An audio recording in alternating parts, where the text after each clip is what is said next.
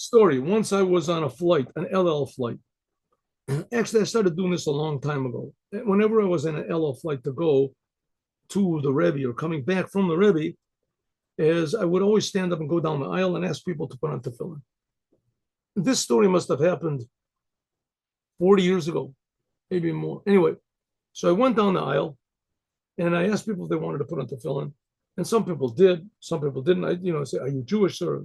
Usually it's a LL flight from Israel to America. So the chances are greater that the people sitting on that plane are Jewish, right? They come from Israel. Not necessarily, but they are. Anyway, there sits a fellow, a sort of a short guy. This is like 40 years ago, right?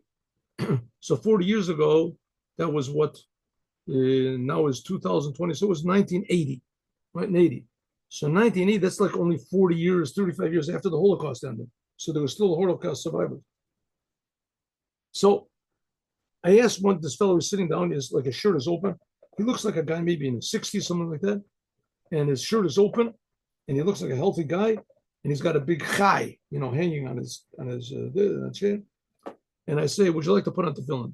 And as soon as I said that, he went into like an inner turmoil. No, I won't. I can't. I'm not going to put on tefillin. I said, I'm not going to put on. I don't want to put on. I don't. I said I wouldn't do it. I will never do it again. You can ask anybody. I live in Chulon. You can ask the rabbi of Chulon, sitting alone. When he sees me on the side of the street, he calls my name. Hey, Yaakov, hello. And he shakes my hand. I give charity. I help people, but I'm not going to put on tefillin. After what I saw in the Holocaust, I saw terrible things. I said, listen, do me a favor. You don't have to put on tefillin. I didn't see any of those things. And to tell you the truth, I haven't even got the heart to even hear it. It just breaks my heart. And I said, I'm sorry. And you're right. And you're a holy person and God loves you. Whether you put on tefillin or not, you don't have to put on tefillin.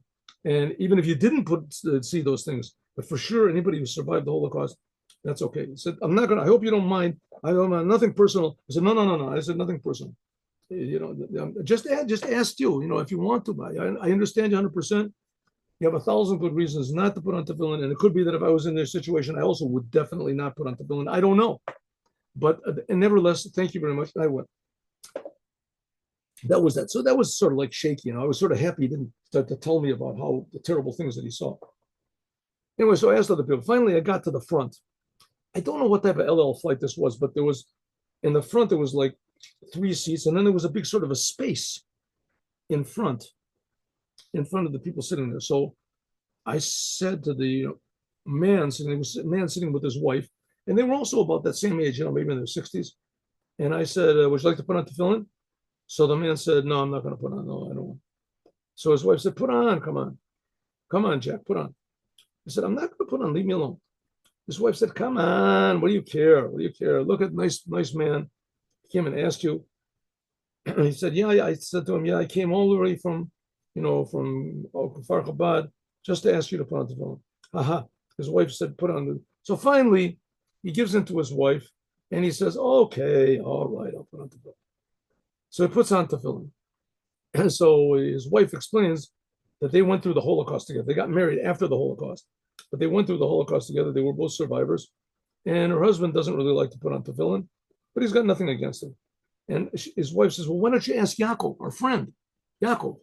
Why don't you? So I said, well, where is he? All of a sudden, this Yaakov, the guy that I talked to before, he comes over and he says, what's going on? She says, oh, it's Yaakov. Hey, see, whatever his name is, Joe, I forget what his name. Joe, my husband, he's putting on tefillin. Why don't you put on? So Yaakov says, oh, I'm not putting on. It's like, he fell into a trap. And they were like on the other side, he thought they were with him. And all of a sudden they're like, traitors to the cause of, not putting on tefillin. So he said, I'm not putting on tefillin. So he said, so this Joe, he finishes putting on, he said, put him on. What do you care? He says, no, I'm not going to do it. I said, I'm not going to do it. What I saw after I saw, so they said, we saw the same thing you saw. So let it go already. Let's put on tefillin. It was terrible, but what's it got to do with put on? I'm not going to do it. I will do it. And so put on tefillin. All of a sudden he says, this Yaakov says, okay, I'll do it. I'll put on tefillin. So he puts on tefillin. He starts crying like a baby. And the other 2 people, they've cried enough. They've been crying already for 30 years. So they know they're crying. So he's crying. And they're just sort of going about their business. And he's just weeping, wailing. And he says, So I sort of felt bad. I didn't know exactly what to do. So I said to him, let's dance. You just did a mitzvah. He said, it's like your bar mitzvah. You did a mitzvah. Let's dance. So we started dancing, right? This, and they danced. And the three of us, we stood in the front and we danced. We danced together. And Yaakov was standing and he took my hand, shook my hand, and he hugged me and everything like that. So I thought to myself, that's a Jewish soul. That's really a Jewish soul. That man had every reason in the world not to put on tefillin. God let him down. Who knows how many times he cried out to God, please help. And who knows what he saw with his own eyes, how God definitely seemingly did not help him at all, right? Not at all. A little bit, at least help him a little bit. And how who were the victors in the whole business? The Germans, the Nazis, they were like the lowest lives possible. And they were the winners, and we're God's chosen people. What's going on over here? Who's chosen? Who's winning? So any normal person would say, okay, listen, you put on tefillin and do what you want, leave me alone. But Yaakov decided, maybe after all, I shouldn't do so much thinking.